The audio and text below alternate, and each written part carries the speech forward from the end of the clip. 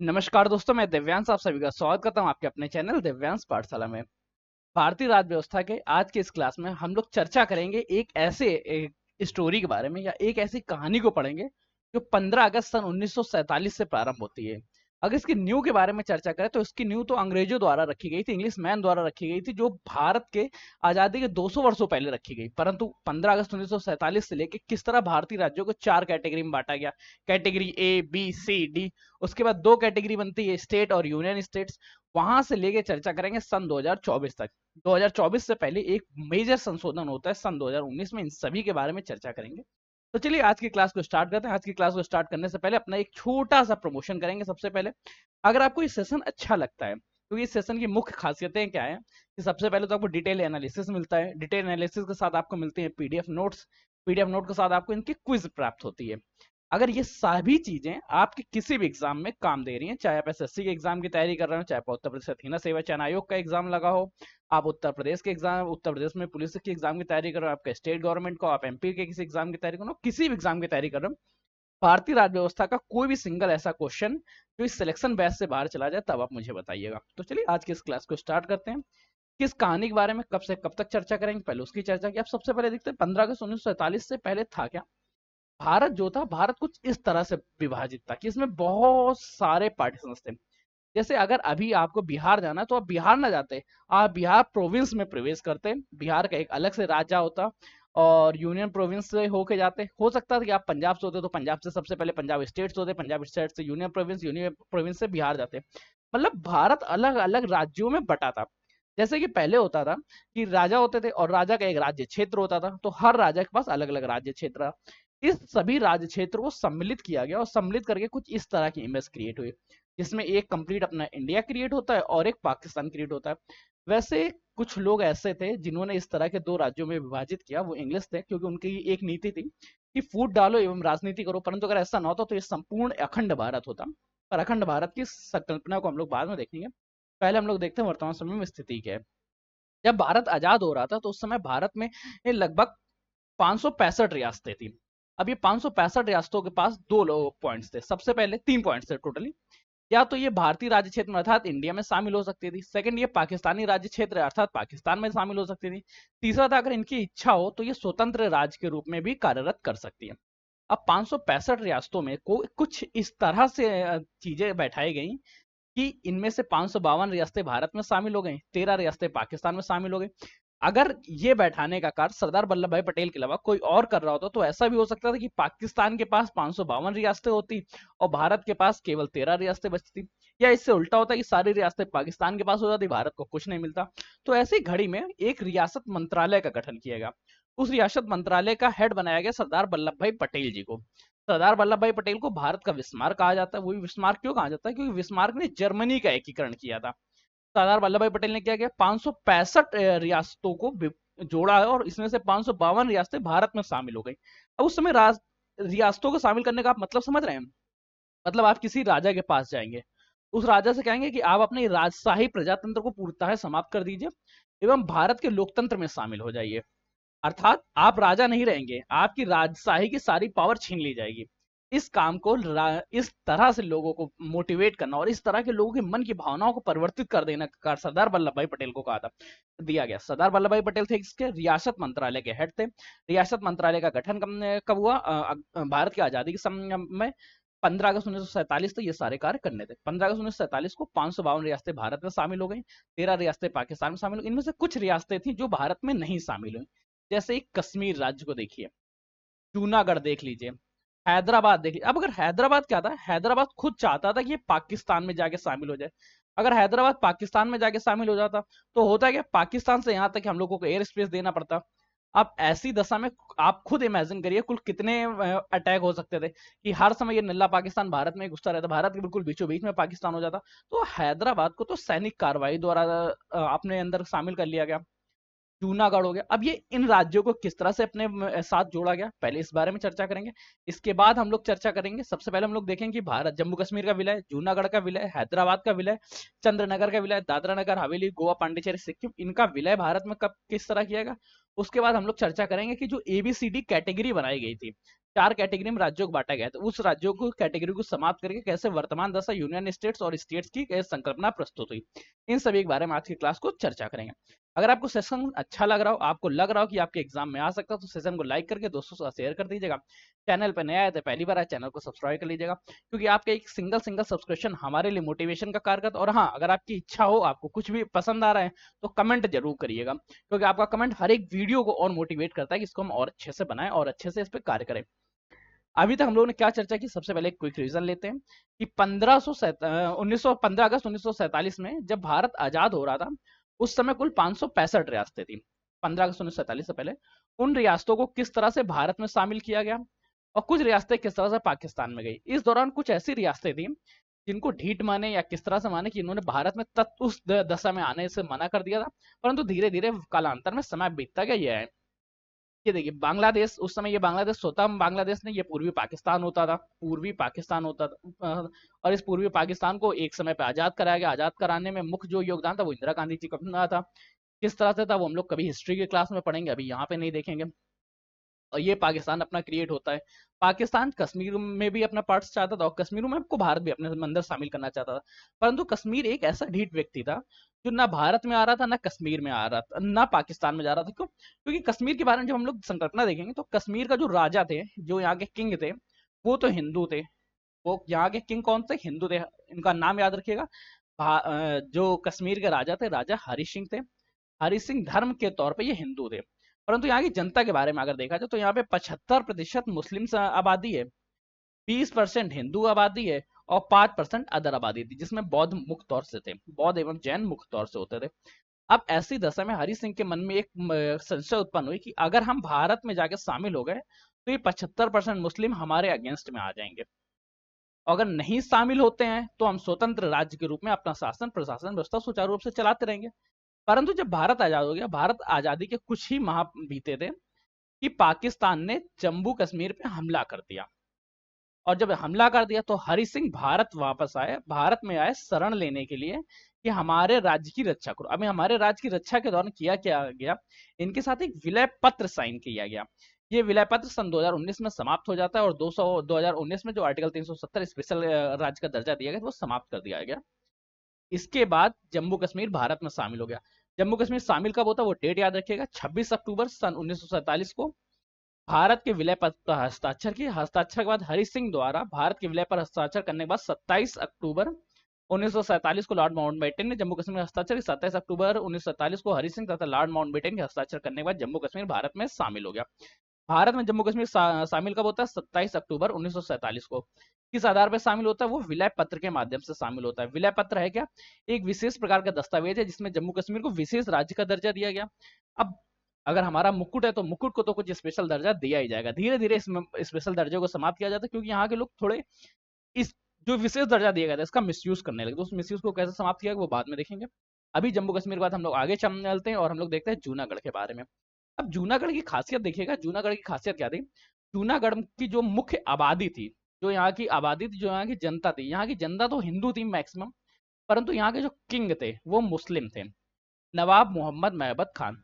तो जो यहाँ के राजा थे ये खुद को पाकिस्तान में शामिल करना चाहते। अब देखिए अगर जूनागढ़ शामिल हो जाता तो क्या होता? भारत के एक विशेष राज्य, विशेष दर्जा ये पाकिस्तान के पास चला जाता।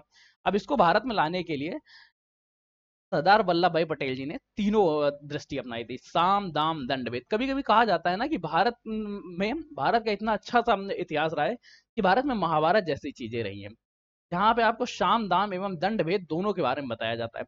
जूनागढ़ में क्या था? देखिए हम लोगों ने अभी जम्मू कश्मीर देखा, जम्मू कश्मीर में अगर हम लोग जनमत संग्रह करा लेते तो ये एक बात ये श्योर थी कि कभी भी जम्मू कश्मीर भारत में शामिल नहीं होता। इसीलिए हम लोग अभी तक भी जम्मू कश्मीर में जनमत संग्रह कराने से हमेशा दूर भागते रहे। इस बार के बारे में भी आप देखेंगे लोकसभा के चुनाव में एक टेररिस्ट वहां पे जाके जनमत संग्रह से जीत जाता है। अब यही चीज जूनागढ़ में क्या था? जूनागढ़ में जो पॉपुलेशन थी वो यहाँ की हिंदू थी, राजा केवल पाकिस्तान के थे। तो यहाँ पे क्या है कि यहाँ पे जनमत संग्रह कराया गया, अर्थात वोट डाले गए। वोट डालने के बाद ज्यादातर लोगों ने जम्मू कश्मीर जूनागढ़ को भारत में शामिल होने के मत में डाले, इसलिए जूनागढ़ को भारत में शामिल कर लिया गया। जूनागढ़ को भारत में शामिल करने के बाद हम लोग हैदराबाद के बारे में चर्चा करते हैं। हैदराबाद के जो किंग थे वो निजाम थे। ये भी पाकिस्तान में शामिल होना चाहते थे। और यहाँ पे किया गया, यहाँ पर जो सरदार वल्लभ भाई पटेल ने थे, अभी हम लोगों ने देखा था साम दाम दंड भेद, इन्होंने यहाँ पे दंड की विधि अपनाई, अर्थात इन्होंने क्या किया, एक ऑपरेशन पोलो जारी किया। ऑपरेशन पोलो का मुख्य कार्य क्या था कि यहाँ के राजशाही प्रशासन को भारतीयों के समक्ष में कब्जे में ले लेना और कंप्लीट हैदराबाद को भारतीय प्रोविंस घोषित कर देना। 17 सितंबर 1948 को हैदराबाद के रियासत पर भारत में विलय कर लिया गया। हैदराबाद रियासत का भारत में विलय पुलिस कार्रवाई द्वारा किया गया, जिसका नाम ऑपरेशन पोलो रखा गया। हैदराबाद रियासत के भारत में विलय के साथ हैदराबाद रियासत का निजाम उस्मान अली खान थे। ठीक, कंफर्म हो गया। तीनों राज्य पढ़ लिए। अब हम लोग एक ऐसे राज्य के बारे में पढ़ते हैं जो एक समय पे तो भारत का था, परंतु अब हम लोग कभी भी जब कभी बुक्स देखते हैं तो इसका नाम नहीं हमें देखने को मिलता है, चंद्रनगर। चंद्रनगर को में किया गया था, यहाँ पे जनमत संग्रह कराया गया था। जनमत संग्रह में 97% लोग भारत में शामिल होना चाहते थे, परंतु ये 1951 में तो भारत में शामिल होता है। इसके बाद 1954 में इसको पश्चिमी बंगाल को या पश्चिम बंगाल में इसमें विलय कर दिया गया। ठीक है, चंद्रनगर का विलय किसमें कर दिया गया, पश्चिम बंगाल में कर दिया गया, इसलिए अब चंद्रनगर का नाम आपको सामने नहीं देखने को मिलता है। 1948 में एक यहाँ पे जनमत संग्रह कराया गया। 97% लोगों ने पार्टिसिपेट किया जिन्होंने भारत में शामिल होने का समर्थन किया। 1951 तक ये भारत में हस्तांतरित हो गया। 54 में से पश्चिम बंगाल में विलय कर दिया गया। ठीक, अब हम लोग देखते हैं ये कंप्लीट दशा रही किस तरह से राज्यों का एकीकरण हुआ। जब राज्यों का एकीकरण हो रहा था उसी समय भारतीय लोगों के मध्य में लगातार भाषा को लेकर विवाद क्रिएट होता रहा कि हम हिंदी बोले छी, हम हिंदी बोलेंगे, हम तेलुगु बोलते हैं तो हम तेलुगु बोलेंगे। अब तेलुगु बोलने वाले राज्य, हिंदी बोलने वाले राज्य, इस तरह के अलग अलग राज्यों की कैटेगरी हो गई और ये सभी खुद को एक विशेष राज्य का दर्जा देना चाहते थे एवं खुद के लिए एक अलग राज्य की मांग करने लगे। ये मांग लगातार बढ़ती गई, बढ़ते बढ़ते ये प्रशासन के कानों तक इतनी पहुंची कि डॉक्टर राजेंद्र प्रसाद उस समय क्या थे, आप लोग कमेंट करके बताइए उस समय राजेंद्र प्रसाद किस पद पे थे। डॉक्टर राजेंद्र प्रसाद जी ने सुप्रीम कोर्ट के एक रिटायर्ड जज थे एस के धर, उनको ये कार्य सौंपा कि आप एक कमेटी का गठन करिए जो ये निर्णय लेगी क्या भाषा के आधार पे राज्यों का विभाजन किया जाए या ना किया जाए। अगर आपको ये समझ में आ गया तो आपको एक पॉइंट और ध्यान में देना होगा। जब ये राज्यों का एकीकरण हो गया, राज्यों के एकीकरण के समय भारत के राज्य किस कैटेगरी में बटे थे, 4 कैटेगरी में, एबीसीडी 4 कैटेगरी में बटे थे। और वर्तमान समय में राज्यों की कैटेगरी की हमें क्या देखने को मिल, वर्तमान में समय में हमें देखने को मिलती है यूनियन टेरिटरी और स्टेट्स है। यहाँ से यहाँ तक का सफर किस तरह से किया गया और इसके साथ भाषा के आधार पर राज्यों का चुनाव हुआ या नहीं हुआ, इसका चर्चा अब हम लोग अब करेंगे। अभी तक आपको क्या पढ़ा, अभी तक आप लोगों ने पढ़ा कि राज्यों में एकीकरण किस प्रकार से हुआ, किस प्रकार से हैदराबाद को भारत में शामिल किया गया, किस प्रकार को जूनागढ़ को भारत में शामिल किया गया, किस प्रकार से जम्मू कश्मीर को भारत में शामिल किया गया, किस प्रकार से चंद्रनगर को भारत में शामिल किया गया। अब हम लोग इन बारे में देखते हैं। इन बारे में देखने के लिए हम लोग चलते हैं अपने पीडीएफ नोट्स के बारे में। इस तरह के नोट्स आपको कहाँ से मिलेंगे, किस तरह से मिलेंगे, उसके लिए आपको सेशन को क्या करना होगा, सेशन को फिर से वही लाइक करना होगा, दोस्तों के साथ शेयर करना पड़ेगा।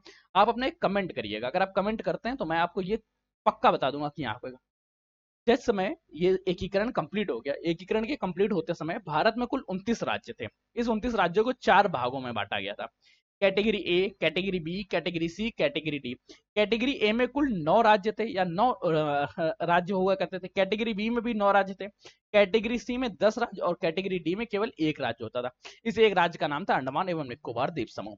आपसे लगातार क्वेश्चन पूछा जाता है, भारत की आजादी समय चौथी कैटेगरी में कुल कितने राज्य शामिल थे तथा उनका नाम क्या था। अब नाम एक बार देख लेंगे, परंतु इन नाम से ज्यादातर क्वेश्चन पूछे नहीं गए, वनडे एग्जाम में तो बिल्कुल नहीं पूछे गए।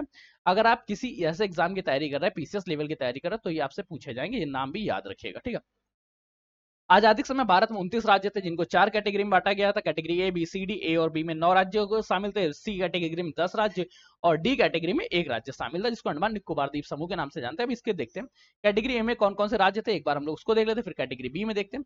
कैटेगरी ए में असम, बिहार, बॉम्बे, मध्य प्रदेश, महाराष्ट्र, उड़ीसा, उड़ीसा के बाद बंगाल, संयुक्त प्रांत और पश्चिम बंगाल। कैटेगरी बी के बारे में चर्चा करें, कैटेगरी बी में हैदराबाद, जम्मू कश्मीर, मध्य भारत। मैं इस चीज को थोड़ा सा स्किप करता हूं ताकि आप लोगों का टाइम भी ना लगे क्लास में, इसलिए कंप्लीट पीडीएफ में आप लोग पढ़ लीजिएगा। कैटेगरी डी में एकमात्र थे जो आपके क्वेश्चन में पूछा जाएगा। इसके बाद क्या किया गया, जब लगातार मांग उठती गई, अभी तक हम लोगों ने देखा क्या कि डॉक्टर राजेंद्र प्रसाद जी ने एस के धर समिति का गठन कर दिया। अभी एस के धर समिति का गठन कब होता है वो देखते हैं।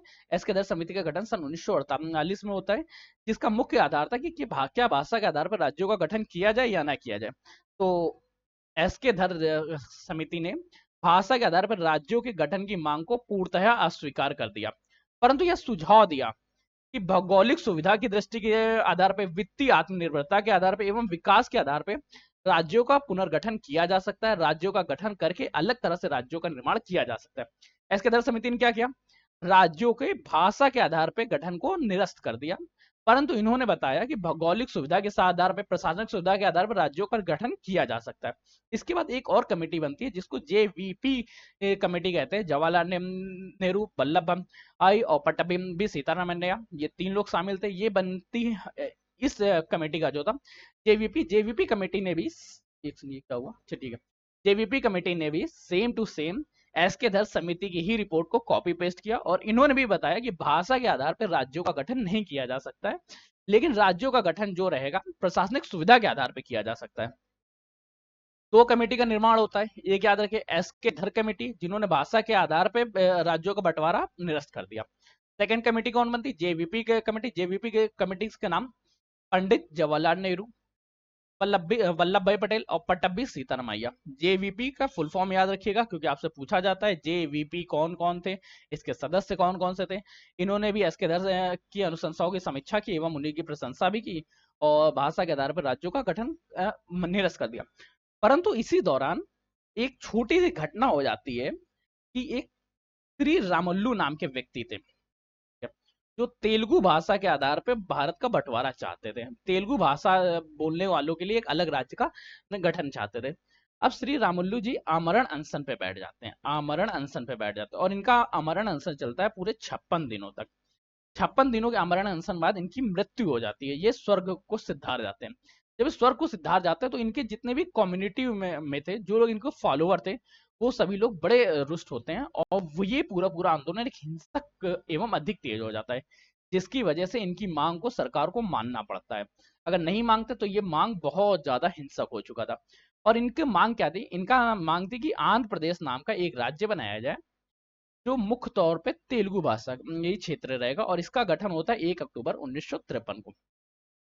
1 अक्टूबर 1953 को इनकी ये मांग स्वीकार कर ली जाती है और एक नए राज्य का गठन हो जाता है। हुआ कैसे, ये आंध्र प्रदेश का गठन होता है, 11 जिले निकाले जाते हैं, वो भी कहां से, मद्रास से। अब आपको दिमाग में तुरंत क्लिक करना चाहिए कि अभी हम लोगों ने आर्टिकल 1 2 3 4 पढ़े थे, याद आया? आर्टिकल 1 में क्या चर्चा थी, आर्टिकल 2 में क्या चर्चा थी, आर्टिकल 3 में क्या चर्चा थी, इस बारे में हम लोगों ने पढ़ा था। तो आप लोग यहाँ कमेंट करके मुझे बताइए, मद्रास से 11 जिलों को काट के एक नया राज्य जिला बनाया, सॉरी, मद्रास से 11 जिलों को काट के एक नया राज्य बनाया गया आंध्र प्रदेश। तो ये किस आर्टिकल के तहत किया गया होगा? क्या आर्टिकल 2 यहाँ प्रयोग किया गया, क्या आर्टिकल 3 का इसका प्रयोग किया होगा? ये आप लोग कमेंट करके बताइएगा। और जब आंध्र प्रदेश का निर्माण हो जाता है तो आंध्र प्रदेश के निर्माण के जस्ट बाद एक और कमेटी का निर्माण किया जाता है जिसको फजल अली आयोग के नाम से जानते हैं। फजल अली आयोग का क्या कार्य था? फजल अली आयोग का कार्य था कि ये जो भाषा के आधार पर राज्यों का निर्माण किया जा रहा है, क्या यह सही है या नहीं। फिर इन्होंने क्या दिया उसके बारे में हम लोग देखते हैं, इसके पॉइंट्स के बारे में। आंध्र प्रदेश का निर्माण हो गया, भाषा के आधार पर बना हुआ सर्वप्रथम। हाँ, एक क्वेश्चन और जो बहुत ज्यादा पूछा जाता है, भाषा के आधार पर बना हुआ पहला राज्य कौन सा था? याद रखिएगा, इस तरह के जब क्वेश्चन पूछे जाए तो यो ध्यान रखिएगा, एग्जामिनर थोड़ा सा आपको ट्विस्ट करना चाहता है। भाषा के आधार पर बना पहला राज्य, जब आपसे पहला राज्य पूछा जाए तो पहले राज्य में आपको नाम देना है उड़ीसा का। ठीक है, उड़ीसा क्या है, भारत का पहला बना हुआ राज्य जो बनता है सन 1935 में, सन 1935 में बनता है। इसके बाद 1953 में आंध्र प्रदेश बनता है। आंध्र प्रदेश बनता है स्वतंत्र भारत का पहला भाषा के आधार पर बना हुआ राज्य। दोनों भारत के, एक है स्वतंत्र भारत का, स्वतंत्र भारत का जो पहला राज्य बनता है वो बनता है आंध्र प्रदेश। और अगर आपसे केवल राज्य के बारे में पूछ ले तो फिर आप लोगों को तो कंफर्म हो गया होगा कि क्या कमेंट करके बताएंगे क्या नाम रहेगा, तो आपको कंफर्म हो गया उड़ीसा राज्य रहेगा। ठीक, देख लेते हैं क्या पॉइंट्स है, पॉइंट्स डिटेल देखते हैं। भाषा के आधार पर बनने वाला पहला राज्य उड़ीसा है जो 1935 में बनता है। इसके बाद 35 की डिजिट को ट्विस्ट कर दिया जाता है, 1953 में आंध्र प्रदेश बनता है। और आंध्र प्रदेश क्या रहता है, आंध्र प्रदेश स्वतंत्र भारत का पहला राज्य रहता है। अब एग्जाम में अगर आपसे दोनों क्वेश्चन पूछेगा तो दोनों में से एक क्वेश्चन में गलत नहीं होगा, आप इसका इसमें सिलेक्शन हो जाएगा। आगे हम लोग देखते हैं इसके बाद क्वेश्चंस के बारे में कि फजल अली आयोग का निर्माण किया गया। फजल अली आयोग क्या करता है, किस तरह से निर्माण हुआ? फजल अली आयोग का गठन दिसंबर 1953 में किया गया। इसके सदस्य के एम पार्डिकर एवं हृदय नारायण कुछ, इन्होंने अपनी सिफारिश जो दी 1955 में इन्होंने अपनी सिफारिश प्रस्तुत की। मतलब 2 सालों तक इन्होंने भारत को अध्ययन किया और अध्ययन के बाद इन्होंने बताया कि भाषा के आधार पर राज्यों का पुनर्गठन तो किया जा सकता है, परंतु एक भाषा एक राज्य को समर्थन नहीं देंगे, एक भाषा एक राज्य को समर्थन नहीं देंगे, मतलब एक भाषा ही राज्य को निर्माण नहीं किया जा सकता है। आप भाषा के आधार पर कर सकते हैं, परंतु भाषा के साथ आपको कुछ और पॉइंट्स डालने होंगे, जैसे कहाँ पहुंच गया, ठीक है, जैसे भाषा, सॉरी, मतलब सिर्फ भाषा के आधार पर राज्यों का गठन नहीं किया जा सकता, भाषा के साथ साथ उसके पॉइंट्स रहने चाहिए कि ये प्रशासनिक सुविधा के आधार पर कैसा रहेगा, प्रशासनिक सुविधा के साथ इसमें वित्तीय आर्थिक कुछ समानता रहनी चाहिए, और साथ में प्रशासनिक दृष्टि के आधार पर इन्होंने भाषा के साथ साथ चार और पॉइंट्स रखे। देश की एकता एवं सुरक्षा के बारे में, भाषा एवं संस्कृति एकरूपता के बारे में, आर्थिक वित्तीय एवं प्रशासनिक विकास के बारे में, तथा जनता के कल्याण, ये पॉइंट्स और जोड़ दिए जाए तब तो भाषा के आधार पर राज्यों का निर्माण किया जा सकता है। परंतु एक भाषा एक राज्य को इन्होंने भी समर्थन नहीं दिया कि एक भाषा एक राज्य को आप समर्थित करिए, एक भाषा एक राज्य की संकल्पना को इन्होंने पूर्णतः अस्वीकार कर दिया। ठीक है, अब ये चीज तो श्योर हो गई कि भाषा के आधार पर राज्यों का निर्माण किया जा सकता है, परंतु इस निर्माण में एक चीज ध्यान रखना होगा कि एक भाषा एक राज्य ना हो, बल्कि उस राज्य में प्रत्येक भाषा बोलने वाला व्यक्ति रह सकता है, केवल उस राज्य के लोगों को कुछ विशेष दर्जा प्राप्त हो जाएगा। अब इन्होंने कहा था कि भारत में कुल 16 राज्य होंगे, परंतु हुआ क्या, इसके बाद एक 7वां संविधान संशोधन होता है। ये बहुत इंपॉर्टेंट संविधान संशोधन हो जाता है जब हम लोग चर्चा करते हैं कि category A B C D को समाप्त कर दिया गया, और ए बी सी डी को समाप्त करके जो नए राज्यों का गठन किया गया वो सिर्फ यूनियन टेरिटरी और राज्यों के रूप में गठन किया गया। कब? 7वां संविधान संशोधन 1956 द्वारा 4 श्रेणियों के स्थान पे केवल 2 श्रेणियां बनाई गई, जिसमें राज्य तथा केंद्र शासित प्रदेश शामिल रहेंगे। ये लागू कब होता है? 1 नवंबर सन 1956 से 1956 से ये लागू हो जाता है। 1956 से लागू होते ही भारत में 14 राज्य एवं 6 यूनियन टेरिटरी होती हैं। उस समय भारत में कुल कितने राज्य होते हैं? उस समय भारत में 14 राज्य तथा 6 यूनियन टेरिटरी होती है। अब इन 6 के बारे में देखेंगे और इन 14 के नाम देखेंगे, क्योंकि ये तो आपसे लिए बहुत ज्यादा फेमस हो जाता है। संविधान संशोधन कौन सा था? 7वां संविधान संशोधन 1956। 7वां संविधान संशोधन 1956 में ये बात प्रस्तुत की गई, और इसमें 14 राज्य एवं 6 केंद्र शासित प्रदेशों को, अब ये 14 के 14 नाम याद रखना, भूलना नहीं, क्योंकि एग्जामिनर इसमें जरूर क्वेश्चन आपसे पूछ लेता है। 14 राज्य है कौन सा? आंध्र प्रदेश, बिहार, जम्मू कश्मीर, मध्य प्रदेश। आंध्र प्रदेश, बिहार, जम्मू कश्मीर, मध्य प्रदेश, मैसूर, पंजाब, उत्तर प्रदेश, असम, बॉम्बे, केरल। नाम याद रखिए, आंध्र प्रदेश, बिहार, बिहार, जम्मू कश्मीर, मध्य प्रदेश, मैसूर, पंजाब, उत्तर प्रदेश, असम, बॉम्बे, केरल, मद्रास, उड़ीसा, राजस्थान और पश्चिम बंगाल। ये 14 राज्य थे, और इन 14 राज्यों के साथ 6 यूनियन टेरिटरी शामिल थी। इन 6 यूनियन टेरिटरियों के नाम भी देख लेते हैं, क्योंकि ये तो आपसे क्वेश्चन पूछे जाएंगे। अब यूनियन टेरिटरी में क्या होगा, आप याद रखिए, एक तो अंडमान निकोबार द्वीप समूह आपको देखने को मिल जाएगा। ठीक है, हम लोग उसको थोड़ा सा इरेज कर देते हैं, फिर हम लोग देखते हैं क्या है। अंडमान निकोबार द्वीप समूह, लक्षद्वीप, ये लक्षद्वीप जो है इसको इसी को वर्तमान समय में लक्षद्वीप के नाम से जानते हैं, दिल्ली, हिमाचल प्रदेश, मणिपुर और त्रिपुरा। इस तरह से 14 राज्य व 6 केंद्र शासित प्रदेशों के गठन हो गया। अब अगर आप वर्तमान समय की स्थिति देखेंगे, वर्तमान समय में 28 राज्य हैं। ये 28 राज्यों की संकल्पना कैसे हुई? धीरे धीरे, जैसे अभी हम लोगों ने फजल अली आयोग पढ़ा, फजल अली आयोग के आधार पर क्या है, भाषा के आधार पर ना बना के हम लोग प्रशासनिक सुविधा के आधार पर नए राज्यों का गठन कर सकते हैं। धीरे धीरे अलग अलग राज्यों का गठन होता है, जैसे उत्तराखंड का निर्माण उत्तर प्रदेश से हो जाता है। अभी हम लोगों ने जम्मू कश्मीर के बारे में पढ़ा, तो हम लोग एक एक राज्य के बारे में देखते हैं, और उसके बाद इस क्लास को समापन की ओर बढ़ते हैं। ठीक है, अगर आपने अभी तक सेशन को लाइक नहीं किया, शेयर नहीं किया, तो क्या कर रहे हो? कम से कम 10 लोगों के साथ तो यार शेयर कर ही दो। और चलो, अब आपने व्यूज कमेंट करके बताइए, और सेशन को हम लोग आगे बढ़ाते हैं। आगे हम लोग चर्चा करते हैं इसी के बारे में, थोड़ा सा और डिटेल में देखते हैं। 14 राज्य हो गए, 6 केंद्र शासित प्रदेश हो गए, बॉम्बे का निर्माण कब हुआ? देखिए, अब आपसे कुछ चीजें हैं जो बहुत ज्यादा इंपॉर्टेंट है। जैसे बॉम्बे का निर्माण 1960 में हुआ, तो गुजरात से नया राज्य बना, परंतु इसके लिए किसी संविधान संशोधन की आवश्यकता नहीं हुई। इसके बाद बॉम्बे का नाम बदल के मद्रास रख दिया गया। दादरा नगर हवेली को 10वें संविधान संशोधन 1961 के तहत भारत में यूनियन टेरिटरी का दर्जा दिया गया। ठीक, इस तरह के पॉइंट्स याद रखिए। अब इस तरह के क्या एक एक पॉइंट्स आपको बताए जाएं, अब हम लोग चर्चा करते हैं सबसे ज्यादा जो आपके एग्जाम में अभी हाल ही में पूछा जाएगा, और वो पड़ता है कि जम्मू कश्मीर के बारे में, जो एक सन 2019 में क्रिएट होता है। अगर आप उत्तर प्रदेश के एग्जाम की तैयारी करें तो उत्तर प्रदेश के बारे में तो आप लोगों ने पढ़ ही लिया होगा, आप लोगों को कंफर्म ही होगा। ये कंप्लीट पीडीएफ आप लोगों को इसी सेशन के एंड होते ही मिल जाएगी। बस आपको करना क्या होगा, इस सेशन को दोस्तों के साथ शेयर करना होगा, और उनको बताना होगा कि इस तरह की भी एक क्लासेस चल रही है जहां पे फ्री ऑफ कॉस्ट में डिटेल्ड एनालिसिस किया जाता है और एक एक क्वेश्चंस कराए जाते हैं। कल के दिन करंट अफेयर्स की मॉर्निंग की सेशन होगी, जिसमें करंट अफेयर्स में हम लोग 50 क्वेश्चन के बारे में पढ़ेंगे। ये 50 क्वेश्चन होंगे क्या, 21 जनवरी से लेके 30 जनवरी के मध्य के। इस सेशन को भी देखना मत भूलिएगा। ठीक, अगले देखते हैं जम्मू कश्मीर। जम्मू कश्मीर में क्या है, 31 अक्टूबर सन 2019 को जम्मू कश्मीर के विशेष राज्य का समाप्त दर्जा हटाया गया, और इसके साथ ही इसमें दो केंद्र शासित प्रदेशों का गठन किया गया, एक कश्मीर तथा दूसरा लद्दाख। जम्मू कश्मीर भारत का एकमात्र ऐसा रास्ता जिसको विभाजित करके यूनियन टेरिटरी बनाया गया। ये भी एक अच्छा क्वेश्चन है जो आपके एग्जाम में पूछा जा सकता है, कि केवल एकमात्र ऐसा राज्य जिसका विभाजन करके राज्यों से हटा के उसको केंद्र शासित प्रदेश की श्रेणी में लाया गया। वरना अभी तक ज्यादातर केस में ये रहता है कि केंद्र शासित प्रदेश को हटा के जम्मू कश्मीर में लाया गया। अब जो आपसे सबसे ज्यादा इंपॉर्टेंट हो जाता है वो ये क्वेश्चन बनता है कि कुछ कुछ राज्यों के नामों में परिवर्तन किया गया। जैसे संयुक्त प्रांत का नाम उत्तर प्रदेश पड़ता है, कब पड़ता है, सन 1950 को। मद्रास का नाम तमिलनाडु पड़ता है, कब, 1969 को, 1969। मैसूर का नाम कर्नाटक रखा गया, वो भी कब, 1953 को, 1973 को। लाकाद्वीप का नाम परिवर्तित कर दिया गया, लक्षद्वीप रखा गया 1973 में। 1992 में केंद्र शासित प्रदेश दिल्ली को राष्ट्रीय राजधानी क्षेत्र NCR national capital region Delhi रख दिया गया 1992 में। उत्तरांचल का नाम परिवर्तित किया गया, उत्तरांचल का नाम उत्तराखंड रखा गया सन 2000 में। पांडिचेरी का नाम पुदुचेरी कर दिया गया सन 2006 में, और उड़ीसा का नाम ओडिशा कर दिया गया सन 2011 में। कंफर्म हुआ। कब कब नामों में क्या क्या परिवर्तन किए गए वो भी कंफर्म हो गया। अब हम लोग इसके बाद के सेशन को देखते हैं, और इसके बाद के सेशन में हम लोग मुख्य तौर पे चर्चा इसके बाद के सेशन में हम लोग मुख्य तौर पे चर्चा करेंगे केंद्र शासित प्रदेशों की राजधानी के बारे में।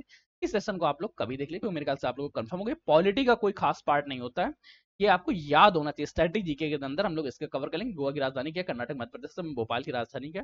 हम लोग स्ट्रेटेजी जीके के क्वेश्चन को देखिए, यहाँ से हम लोग पॉलिटी के क्वेश्चन को आगे बढ़ाते हैं। और अगर आपको सेशन अच्छा लग रहा है, जहाँ पे आज हम लोगों ने किस किस बारे में चर्चा की, सबसे पहले हम लोग वो देख लेते हैं कि क्या क्या चर्चा की है और किस तरह से चर्चा की। हम लोग इस चीज को थोड़ा सा समरअप करते हुए देखते हैं। एक बार हम लोग क्विक रिवीजन करते हैं, क्विक रिवीजन के बाद हम लोग आज की क्लास को एंड करेंगे। आज की क्लास का हम लोगों ने प्रारंभ किया सन 15 अगस्त 1947 के बारे में, जिसमें भारत आजाद हो रहा था। भारत में कुल कितनी रियासतें थी उनके बारे में चर्चा की। भारत में कितनी रियासतें शामिल हुई, 552 रियासतें। और जो नल्ले पाकिस्तान के पास गए उनकी आप लोग संख्या लिख के बताइएगा, क्या कमेंट करके बताइएगा कि कितनी रियासतें पाकिस्तान में शामिल हुई थी। 552 रियासतों में से कुछ ऐसी रियासतें थी जिन्होंने कहीं पर भी जाना नहीं स्वीकार किया, उसमें से हैदराबाद, जूनागढ़ और जम्मू कश्मीर। जम्मू कश्मीर किस माध्यम से शामिल किया गया, विलय पत्र के माध्यम से। जूनागढ़ को किस प्रकार से शामिल किया गया भारत में, आप लोग कमेंट करके बताइए। हैदराबाद में क्या किया गया था, हैदराबाद में सैनिक कार्रवाई की गई थी। जूनागढ़ को जनमत संग्रह के माध्यम से भारत में शामिल किया गया। इसके बाद हम लोगों ने चर्चा की कैटेगरी के बारे में, कि एबीसीडी जो कैटेगरी थी इनको किस तरह से समाप्त कर दिया गया। 7वां संविधान संशोधन हुआ। 7वां संविधान संशोधन कब होता है ये आप लोग कमेंट करके बताइएगा। एबीसीडी से स्टेट और यूनियन टेरिटरी की संकल्पना प्रस्तुत की गई। इसके बाद हम लोग धीरे धीरे अपग्रेड करते हुए वर्तमान समय में कैटेगरी में आ गए कि भारत में 28 राज्य हैं और केंद्र शासित प्रदेशों की संकल्पना प्रस्तुत कर ली। अगर आपको सेशन अच्छा लगा हो तो इस सेशन को सबसे पहले अपने दोस्तों के साथ शेयर कर दीजिएगा, चैनल को लाइक कर दीजिएगा, वीडियो लाइक करिएगा, दोस्तों को शेयर करिएगा, और सबसे कहिएगा कम से कम 10 सब्सक्राइब जरूर करें। कम से कम अपने दोस्तों के 10 चैनल को सब्सक्राइब जरूर कराएं, और पूरी वीडियो को देखिएगा। सबसे जरूरी है कि एक से लेकर लास्ट तक वीडियो देखिएगा। आज के सेशन को यहीं रखते हैं, तब तक के लिए कीप स्टडिंग, कीप स्माइलिंग, पढ़ते रहिए, मुस्कुराते रहिए। पढ़ाई मुस्कुराहट एक साथ अच्छी लगती है, अकेले में अधूरी है, सब दोनों ही। धन्यवाद दोस्तों।